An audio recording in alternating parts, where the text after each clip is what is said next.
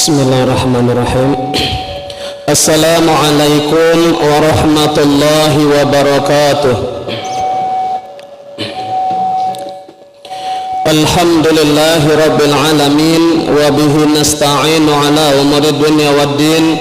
Allahumma shalli wa sallim wa barik ala sayyidina Muhammadin wa ala alihi wa sahbihi ajma'in, amma ba'd.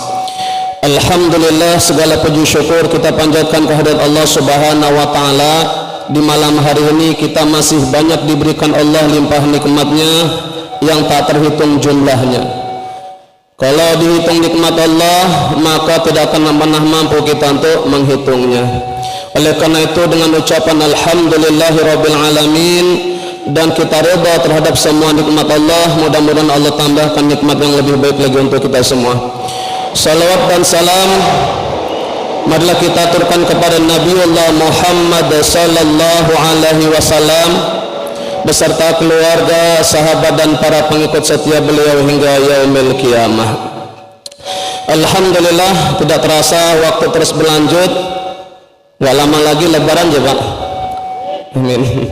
Ya, kita bersyukur kepada Allah Subhanahu wa taala masih diberikan kesempatan untuk beribadah di bulan Ramadan ya. Walaupun Ramadan tahun lalu begitu sunyinya, dan alhamdulillah di malam ini begitu meriahnya ya. Mudah-mudahan ketika kita bersyukur kepada Allah Subhanahu wa taala untuk Ramadan ke depannya kita bisa menikmati dengan lebih khusyuk lagi. Pada jamaah yang dimuliakan Allah Subhanahu wa taala, sungguh Ramadan itu merupakan bulan tarbiyah, bulan pendidikan bagi kita. Oleh karena itu, mari senantiasa kita latih diri kita untuk apa? Mudah-mudahan kita menjadi pribadi yang bertakwa kepada Allah Subhanahu wa taala. Dan bulan Ramadan itu merupakan bulan yang istimewa atau dikatakan sebagai Sayyidul Syuhur, induknya para bulan. Kenapa? Karena ternyata di bulan Ramadan itulah Allah turunkan keberkahan paling utama, itu Al-Quran. Rasulullah disebutkan sebagai Sayyidul Anbiya wal Mursalin, pemimpin para nabi dan rasul, karena Rasulullah menerima Al-Quran. Kemudian malaikat Jibril alaihissalam merupakan malaikat yang utama. Kenapa? Karena ternyata malaikat Jibril yang membawakan Al-Quran, menyampaikan wahyu berupa Al-Quran. Oleh karena itu kita bersyukur kepada Allah Subhanahu wa taala ketika kita betul-betul kita mencintai Allah dan Rasulnya, dan betul-betul kita sering berinteraksi dengan kalam Allah yang berupa Al-Quran. Mudah-mudahan kita juga dimuliakan Allah Subhanahu wa taala. Para hadirin yang dimuliakan Allah Subhanahu wa taala, begitu banyak manfaat ketika kita sering berinteraksi dengan Al-Quran ya. Karena apa? Karena bulan Ramadan itu dimuliakan Allah dengan Al-Quran. Kemudian Rasulullah menjadi pemimpin para nabi dan rasul juga karena asbabun Al-Quran, karena menerima Al-Quran untuk menyampaikan risalah dari Allah Subhanahu wa taala. Dan ketika kita sebagai umat Rasulullah saling berinteraksi dengan Al-Quran, insya Allah juga kita akan dimuliakan Allah Subhanahu wa taala. Apa manfaatnya? Begitu banyak manfaat yang diberikan Allah Subhanahu wa taala. Jadi yang perlu digarisbawahi, ketika seseorang itu menjadi ahli Quran, bukan berarti orang itu hidupnya itu penuh khusyuk tawadhu. Maksudnya khusyuk tawadhu itu seolah-olah bisa memati, enggak gitu juga ya. Kenapa? Karena ternyata Rasulullah dan para sahabat itu yang betul-betul mereka ahli Quran itu hidupnya asik gitu ya. Interaksi antara Rasulullah dan sahabat asik, suka guyonan juga gitu ya. Ada seorang sahabat yang kalau menurut kita itu tukang buat onar, namanya sahabat Nu'aiman bin Amr radhiyallahu anhu. Beliau ini sangat dikenal, walaupun dulu awalnya tukang mabuk, tetapi membuat Rasulullah tersenyum kepadanya gitu. Jadi ketika dia tuh mabuk, ketahuan sama Rasulullah dan para sahabat, dihukum ya, didera seperti itu ya. Beberapa waktu lagi ngulangi lagi ya, sehingga ada sahabat tuh jengkel itu sambil menghukum dia, sambil melaknat, semoga Allah menurunkan laknatnya kepada Nu'aiman. Kemudian Rasulullah menegurnya, bagaimana, jangan berkata seperti itu. Nu'aiman itu walaupun dia tukang mabuk, tapi serasa cintanya kepada Allah dan Rasulnya sangat tinggi sekali kan itu. Bahkan di riwayat yang lain katakan Allah dan Rasulnya juga cinta kepada dia gitu. Ya akhirnya mentobat juga gitu ya. Tetapi Rasulullah menegur orang yang melaknat Nu'aiman tersebut. Sehingga dikatakan ada suatu peristiwa ketika Rasulullah dan para sahabat kumpul di satu majelis, lagi duduk-duduk santai gitu aja. Ini pas sahabat Nuaiman ini datang itu membawa makanan yang banyak, Pak, ya, bawa makanan yang banyak, kemudian diberikan kepada Rasulullah makanan itu, dan semua sahabat yang ada di situ dikasih makanan-makanan itu ya. Kemudian kata Nuaiman, "Wahai Rasulullah, ini saya berikan makanan, ini bakulnya, silakan langsung bayar kepada beliau." Kaget ya, dikira dikasih gratis, ternyata dikerjai disuruh bayar seperti itu. Akhirnya para sahabat disuruh patungan untuk membayar makanan di Nuaiman itu. Itu merupakan interaksi yang betul-betul dekatnya gitu, sampai-sampai canda tawa seperti ya, kehidupan kita suka canda gitu. Dan Rasulullah juga senang guyon juga. Pernah suatu ketika ada seorang nenek tua seperti itu aja, ngobrol dengan Ibunda Aisyah ya, ngobrol asik seperti itu aja. Kemudian kata Rasulullah, itu nenek-nenek itu nggak bisa masuk surga ya. Sehingga nenek itu kaget, Pak ya. Nenek itu kaget, pulang dia ke rumahnya, mengurung diri, mengunci diri. Kenapa? Dia yakin betul apapun yang disampaikan Rasulullah adalah benar. Wa ma yantiqu 'anil hawa in huwa illa wahyuha. Jadi semua yang disampaikan Rasulullah itu berdasarkan wahyu kan itu. Jadi dia yakin betul, tapi dia nggak tahu bahwa Rasulullah mengatakan itu dengan canda sebenarnya. Ditanggapi serius banget sehingga dia mengurung diri berhari-hari, berminggu-minggu gitu. Karena sedih dia kan nggak bisa masuk surga seperti itu aja. Kemudian tanya kepada Aisyah, "Mana nenek yang biasa kita ngobrol sama kamu kan itu? Di mana nenek tua itu yang sering ngobrol sama kamu?" "Wahai Rasulullah, nenek itu mengurung diri, ya, mengunci diri, dia sedih berdua." "Kenapa?" "Karena dia itu Anda katakan tidak bisa masuk surga gitu." Kata Rasulullah, "Bukan itu maksudnya kan itu. Maksudnya adalah nanti di surga itu nggak ada nenek-nenek seperti itu. Nggak ada yang tua, kisut, keriput, nggak ada ya. Yang giginya ompong kerudung nggak ada ya. Jadi nanti di surga itu semua dikembalikan muda ya. Dikembalikan muda, segar, nggak ada yang tua-tua seperti itu. Maksudnya seperti itu. Ya nenek tetap masuk surga, tapi kondisinya nanti dikembalikan muda kembali seperti itu. Jadi memang canda seperti, walaupun mereka ahli Quran, tetapi namanya canda, hubungan seperti biasa sangat asik seperti itu. Jadi nggak kaku seperti kita bayangkan, betul-betul tawadhu, nggak seperti itu. Perjamaah yang dimuliakan Allah Subhanahu Wa Taala. Jadi begitu banyak manfaat sebagai ahli Quran. Pertama, manfaat yang pertama, orang-orang yang senang berinteraksi dengan Al-Quran dijamin, insya Allah dijamin hidupnya akan sehat. Ini dia. Dia senang membaca Al-Quran, ya, senang mentadaburi Al-Quran kan itu aja. Insya Allah hidupnya akan sehat. Karena Allah yang menjamin. Dalam Al-Quran surat Al-Isra ayat 82 dikatakan, Bismillahirrahmanirrahim, wa nunazzilu minal Qur'ani ma huwa syifaa'u wa rahmatul lil mu'minin. Sesungguhnya Al-Quran itu diturunkan untuk apa? Untuk sebagai obat, sebagai penawar. Dalam bahasa Arab itu obat itu ada dua maknanya. Ada yang namanya syifa, ada yang namanya dawa ya. Kalau dawa itu obat jasmani ya, namanya sakit sakit demam dan sebagainya, minum obat dawa seperti itu ya.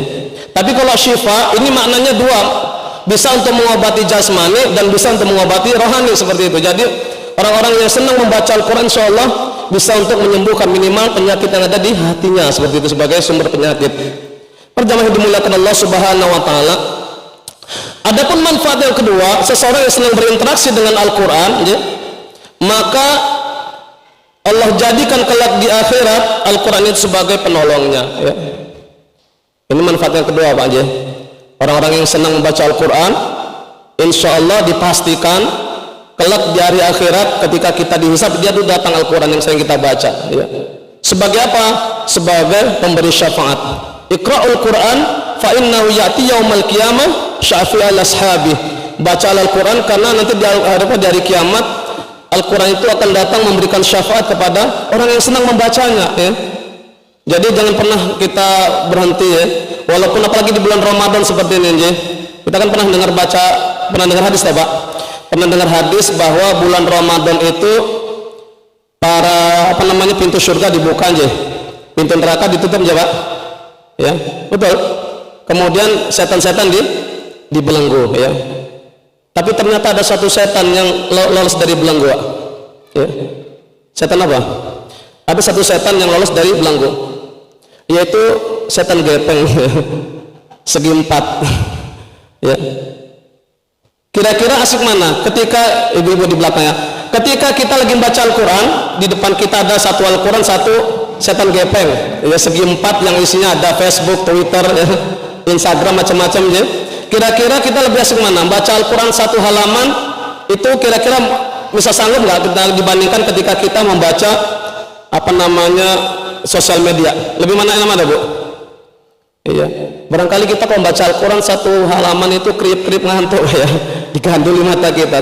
Tetapi ketika kita tuh membaca yang namanya berita-berita terkini seperti itu aja, berita apa ini kan gitu, Lesti macam-macam diberitain seperti itu aja, seolah-olah kita tidak membosankan ya.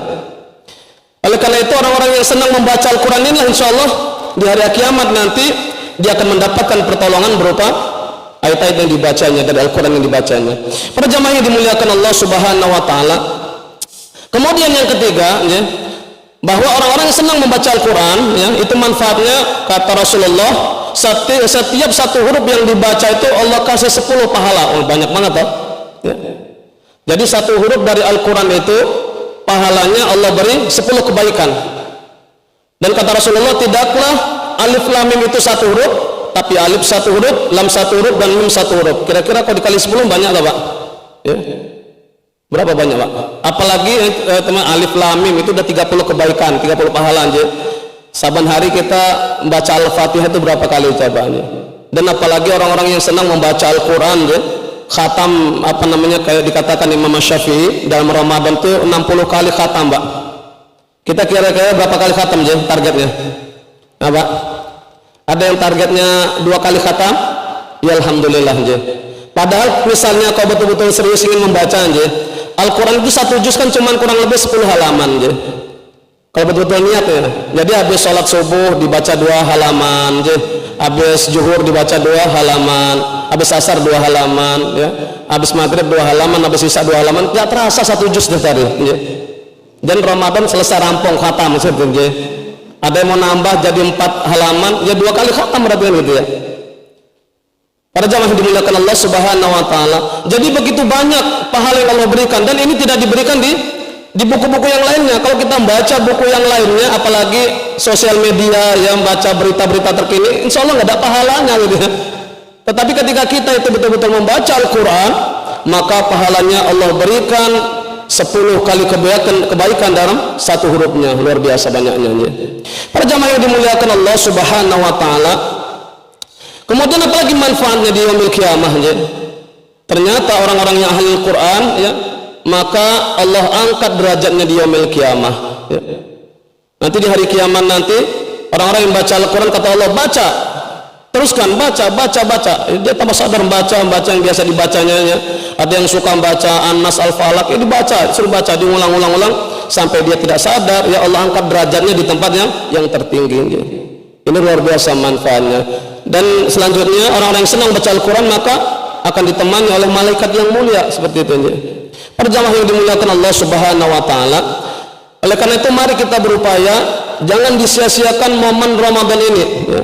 Momen di mana Allah betul-betul memberikan pahala yang sebanyak-banyaknya kepada orang-orang yang beribadah kepada Allah Subhanahu wa Ta'ala ya. Jangan sampai waktu kita dihabiskan kepada hal-hal yang sia-sia, hal-hal yang tidak manfaat ya. Gosip-gosip itu ya dikurangilah ya, bila perlu ditinggalkan.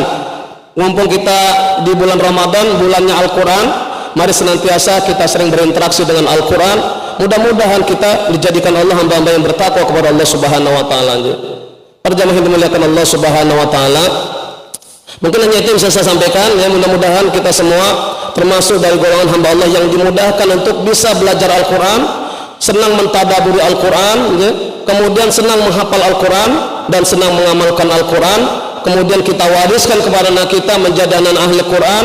Insya Allah orang tua yang anaknya itu ahli Quran di akhirat akan mendapatkan mahkota kemuliaan, Bu ya. Orang tua yang punya anaknya itu diajari Al-Quran, menjadi ahli Quran, senang dia berinteraksi dengan Al-Quran, maka orang tuanya nanti kaget di akhirat ketika Allah pakaikan mahkota kemuliaan. Padahal hidupnya biasa-biasa saja, ibadahnya biasa saja. Dia mengatakan, ya Allah, dari mana kemuliaan ini? Ternyata dari anaknya, karena anaknya ahli Quran. Senang dia berinteraksi dengan Al-Quran sehingga orang tuanya kebagian pahalanya. Sampai-sampai Allah muliakan orang tuanya dengan mahkota kemuliaan. Insya Allah bisa dikumpulkan bersama keluarganya di surganya Allah Subhanahu wa Ta'ala. Billahi taufiq wal hidayah. Assalamualaikum warahmatullahi wabarakatuh.